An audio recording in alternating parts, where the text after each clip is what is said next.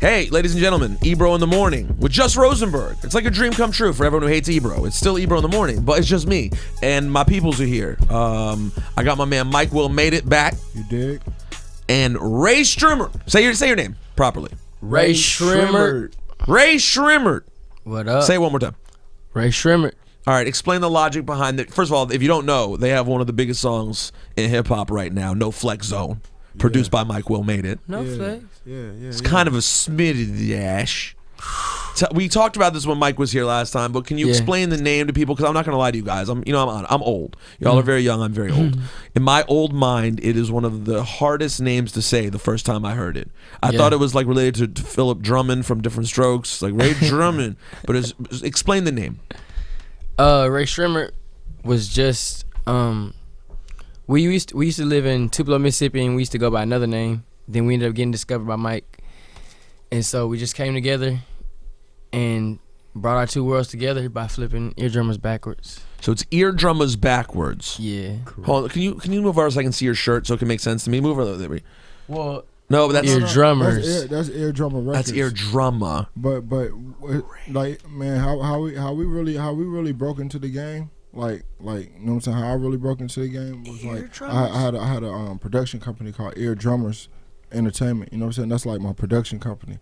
So like every song you hear produced by me, you hear Mike Will made it. Eardrummers, like you hear that. You know what I'm saying? So it's like Eardrummers. That's all we had. So we flipped Eardrummers backwards, and we were like, yo, that name looks crazy, and we knew it'd be difficult for people to say it, but like different people would say it a different way, and you know what I'm saying, we already knew it would be like a funny thing one day. So the record label is Eardrummer, you know what I'm saying, just Eardrummer Records, you know what I'm saying, but Eardrummer is production. And what are your guys' individual names?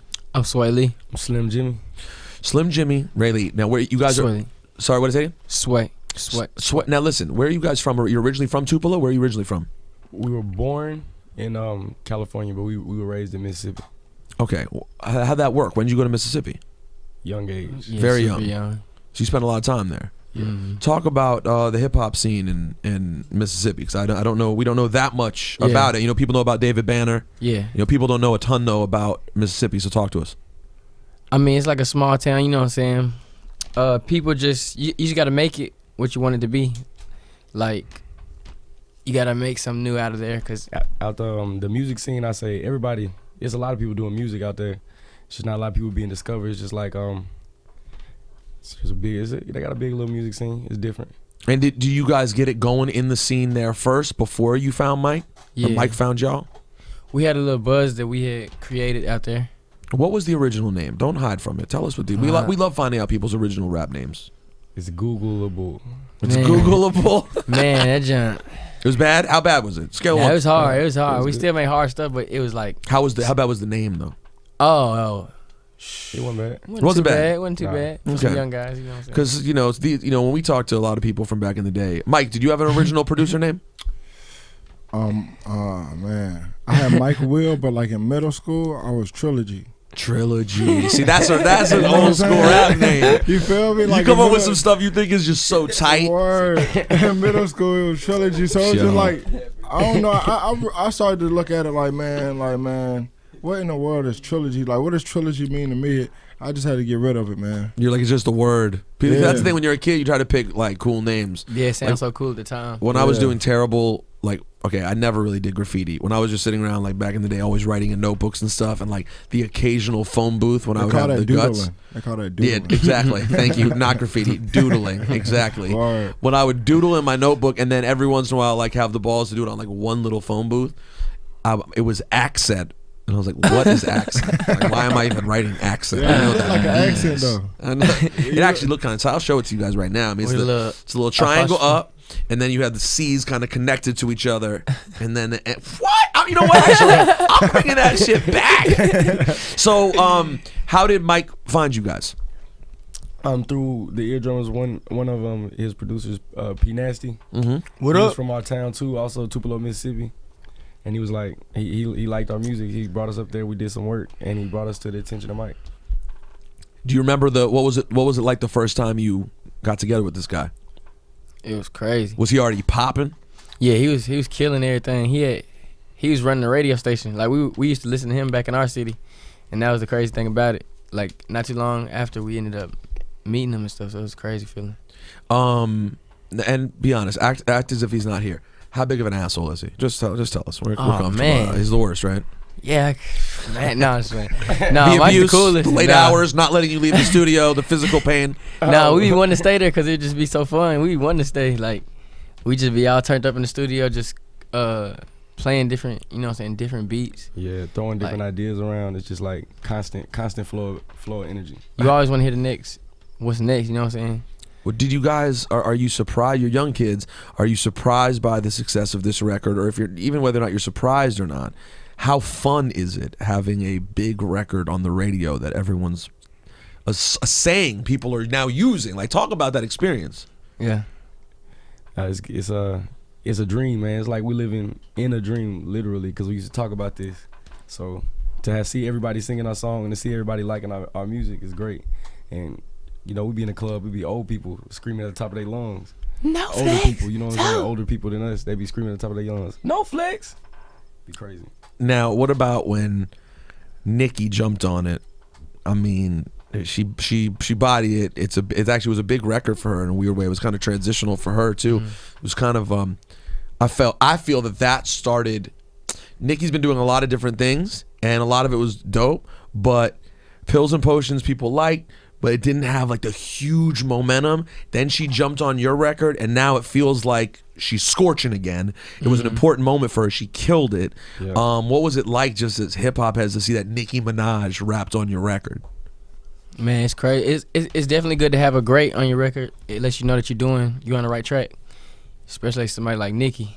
Like, do you guys get to talk to her? Not yet. No. Man, Why you acting shady about it? Kind of no. Cause I wouldn't call It's it. like kind of sort of. It's Yeah. like she always hits It's me like- and like, yo, tell them that I said this.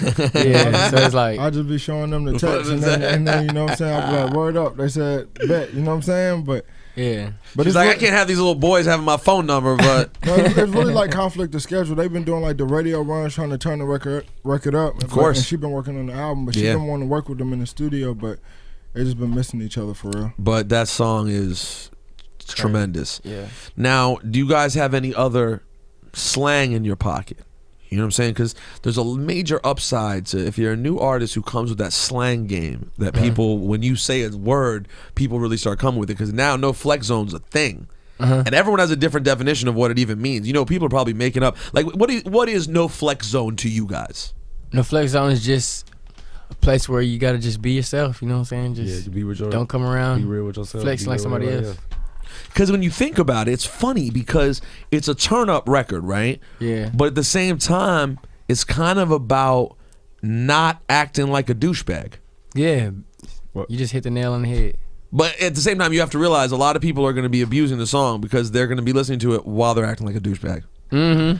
They're going to be like, no flex zone, while they have Flexed their glasses on with bottles. I know, Yeah, trying to stunt on everyone in the club. Yeah. But it's That's okay though, because that's who that person is. You know what I'm saying? Yeah, Right. They can do flexing that. is cool. Yeah, you can do that. That flexing is cool. 'Cause that's You know who what you I'm are. saying? But You when got you it. come in there, with the Bufu jeans and the coochie shirt and the, you know what I'm saying, You're trying to be something. and the Benel shades on, you know what I'm saying? No Like, flex. Yeah, no flex on. So do you guys have other slang that maybe you're going to bust out in the world that people might not know? Yeah, we definitely. We always gonna keep making new slang and stuff. So.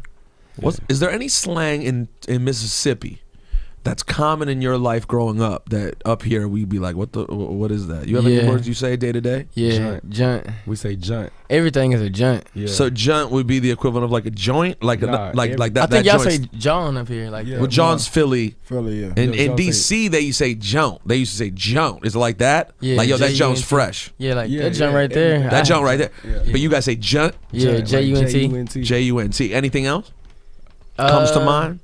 Shrimp. We say shrimp. Shrimp? Yeah. As for what? Good. Like shrimp life. Is good life. Good life. Would you use it as an adjective in any circumstance? Like, Girl, you got that shrimp. really? Also a verb. You could use it as a verb too. Yeah. You'd be like, yo, you trying to shrimp? Yeah. It's amazing. It's the shrimp. It originated from Rae Sremmurd, you know what I'm saying? So you guys are now taking Shrem and making it an actual verb. Shrem life. Shrem life. Who else? I mean, obviously, you guys are working with a producer who's incredibly connected himself. Works with a ton of artists. Is there anyone you've gone to him like, yo, we need to work with blank? That's our dream. Has there anyone you've said that to him about? No. It just always happens, like, you know what I'm saying, on its own, like, organically. Like, we'll just be working, or we'll go to a studio and somebody already be there, and we'll just come together. So tell me a moment right now. You don't have to say what you were working on or anything like that, but tell me a moment where you geeked out because you walked in the studio and blank was there. We never just really just like, you know what I'm saying? I'm not saying you physically geeked out, but in your head, come on, y'all are rap fans. Yeah, I know what you mean. But like, in your head, you're like, oh, what the fuck? Yeah. Freak. No, you can say whatever you want. Who was that? Probably it has to be the studio or just a moment. A moment where you got to hang with someone and you were like, oh my gosh.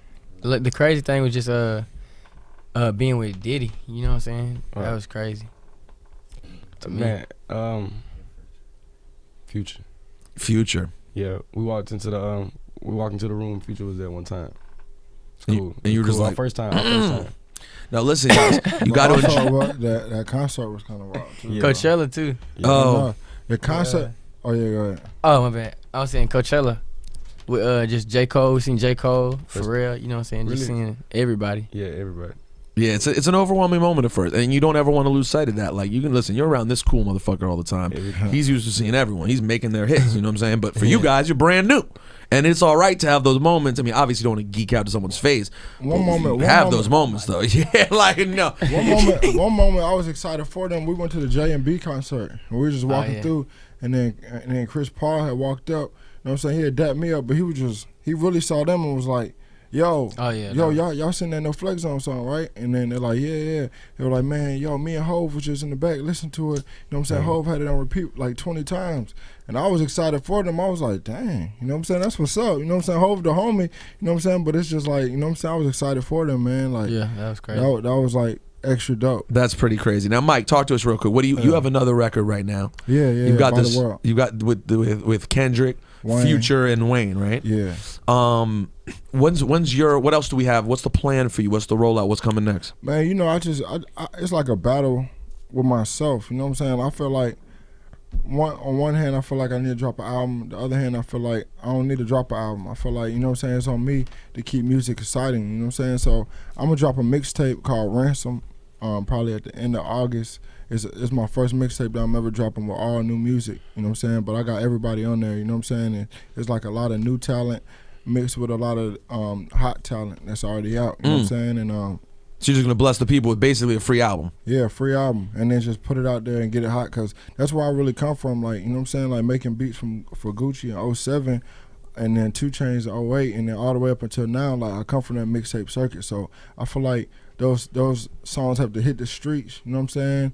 Once they hit the streets, everybody listening to them, and then, you know what I'm saying, whichever songs get hot, end up pushing those as singles, and then, you know what I'm saying, putting out an album. I feel like my album needs to be like a now album, you know what I'm saying? Just, right, that feels like the moment. Yeah, it feels like the moment, and it's just like, or like, you know those now CDs with like the greatest hits? Oh, like, you meant like that. Like now 92. Exactly. Now number 99. Exactly. I feel like my album needs to be that, and it needs to be like the 5 or 6 songs that was the hottest of the year, and then mixed with like 4 or 5 new songs, and then, you know what I'm saying, like put it out. But I don't know, I'm still trying to figure out how my album actually needs to be. But right now, I'm about to drop a mixtape. Now listen, Ebro's not here today because he just had a baby. Yeah. But you said you wanted to talk to Ebro about something because he was sleeping on you. He was sleeping on No Flex Zone. Man. Yeah, he was sleeping, man. Dang. You know, Ebro the homie. You know what I'm saying? Good guy, real good guy. Rosenberg the homie, the whole squad. But Ebro specifically told me last time when I dropped out By the World, we were listening to No Flex Zone. He was like, "Oh yeah, it's a cool joint." You know what I'm saying? He was like, but, I mean, really it's not going to go like top 5. It's not really going to go in New York, you know what I'm saying? Because this isn't really the circuit for that, you know what I'm saying? Like this circuit right here is really like more like, it has to be like a real song. It has to be like a complete song. Like little catchy songs like that aren't really going to take off like that. I'm like, yo, Ebro, listen, this isn't just a little catchy song. Like these dudes got back-to-back joints. He's like, no, I believe they got back-to-back joints, but this song right here isn't going to really. I'm like, man, Ebro, trust me, man. And so, and now the song's starting here to really go. Yeah. Feels like it might really go. Where is the song currently at its biggest? What market is the song just, is it Atlanta? Where is it? I can't tell it's between. Yeah, I don't really know. I've been looking.